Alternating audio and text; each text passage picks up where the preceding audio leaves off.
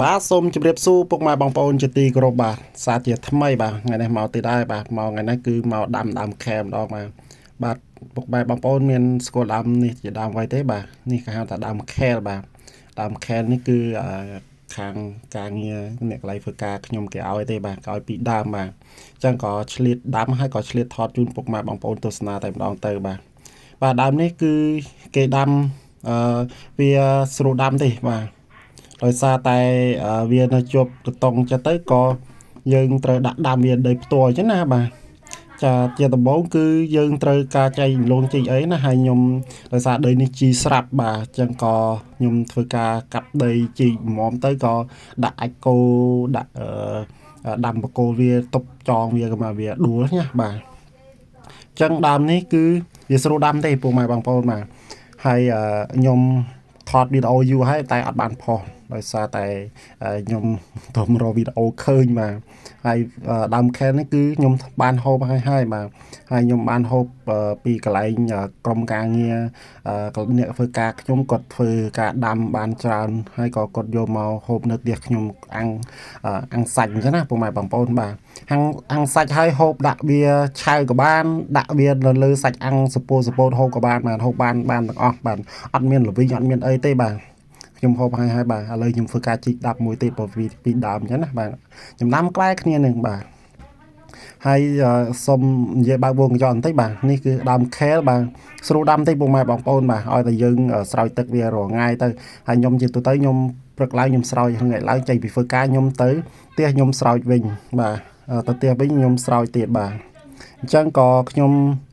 ស្រោចតែមួយថ្ងៃពីរដងទេបាទហើយការដាក់ជីគឺខ្ញុំអត់មានអីទេមាន GAB ខ្ញុំដែលធ្លាប់ប្រាប់វីដេអូបងប្អូនពីដើមហ្នឹងបាទទឹកមកទី1គឺទឹកនោមទីក្រងទឹកនោមខ្ញុំហ្នឹងហើយទី2គឺជីដែលខ្ញុំឆ្នៃចេញពីកាកសំណល់ផ្ទះបាយខ្ញុំយកទៅដាក់ដាំវាឲ្យពុះអញ្ចឹងណាបាទអញ្ចឹងបានវាងាប់មេរោគល្អអញ្ចឹងបានខ្ញុំយកវាមហាថ្ងៃបាទខ្ញុំដាក់ឥឡូវចាប់ដាំដាក់អាចគោហើយបាទដាក់អាចគោទៅ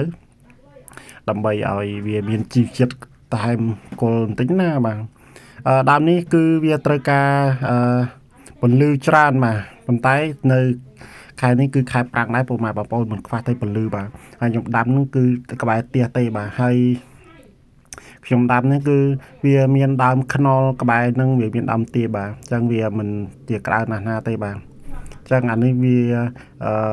អាយុប្រហែលជាមួយខែហើយបាទមើលរឹសវាទៅបាទខ្ញុំដកមកគឺវារឹសស្ញាស់បាទហើយខ្ញុំដាក់ទាំងដុលចាំមកអត់មានបំបែកឲ្យបែកដីអីទេគឺដាំយកទាំងម្ដងបាទចឹងវាស្រួលដាំទេយើងដល់ដាក់វាជាមួយនឹងដីផ្ទាល់ចឹងមកហើយចាំជ្រុំដីឲ្យវារឹងបន្តិចណាបាទដើម្បីកុំឲ្យវាបែកដីបាទទៅមកចាំយើងស្រោចទឹកស្រោចជីស្រោចអីទៅពុកម៉ែបងប្អូនធំហើយខ្ញុំអត់បានថតវីដេអូពីការបេះព្រោះអីកាលនោះបេះដាក់បបរឲ្យកូនបាទតាមការស្រាវជ្រាវរបស់ខ្ញុំនៅតាមអ៊ីនធឺណិតហើយក៏ដូចជាអ្នកដែលគេធ្វើអឺការដាំលក្ខណៈទ្រង់ទ្រាយខ្នាតធំណាបាទលក្ខណៈជីវកម្មដែលគេដាំដាក់ផ្ទះសំណាញ់អីគេបកស្រាយថាវាមានអត្ថប្រយោជន៍ល្អច្រើនបាទចំពោះស្លឹកវាគេយកទៅធ្វើពួកអាហារបំពន់ពពួកគេដូចជាពួក supplement ណាបាទពួកអាហារបំពន់បាទគេយកទៅកិនគេយកទៅចម្រាញ់ជាម្សៅអញ្ចឹងណាបាទចឹងចំណែកយើងដាំលក្ខណៈគ្រួសារយើងដាំម្ដងពីរដើមអញ្ចឹងយើងមានតែហូបនឹងជាអន្លក់ឬក៏យកទៅឆាឬក៏យកទៅបបរជាអាហារឲ្យកូនតែប៉ុណ្្នឹងទេបាទតែអត្ថប្រយោជន៍វាគឺច្រើនអញ្ចឹងនៅក្នុងវីដេអូនេះគឺមានតែការបង្ហាញការដាំ